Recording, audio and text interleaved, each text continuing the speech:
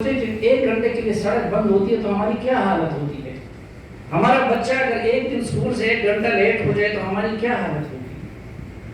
آج 22واں دن ہو گیا اور وہاں پہ کرفیو ہے، تو پھر آخر یہ جنگ کا آپشن بھی ہم اگر پرویز مشرف اس وقت اپنے نواز شریف کے ساتھ ایک سکور سیٹل کرنے کے لیے کارگل کر سکتا تھا، تو جس طرح ابھی ہمارے بھائی نے کہا تو ہم یہ آپشن کیوں نہیں آزماتے؟ اگر نہیں ہے تو پھر آپ ہمیں بتائیں کہ سفارتکاری میں میرے پاس کیا رستہ ہے؟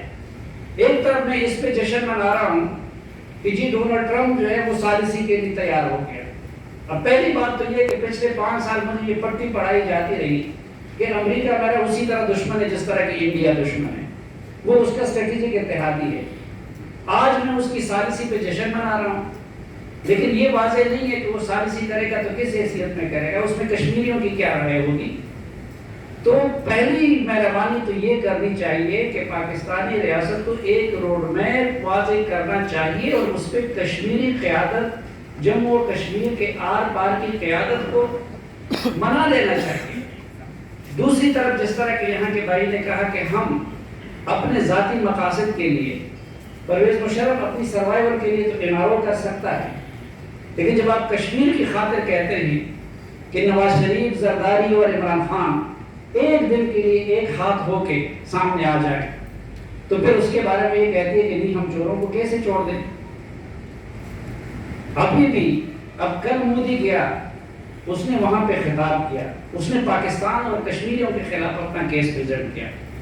ہمارا پرائم منسٹر ڈی سی میں تقریر کرتا ہے تو ادھر بھی نواز شریف چور، ادھر بھی زرداری چور، تو کیا یہ ہمارا کشمیر واقعی نمبر 1 پریارٹی ہے؟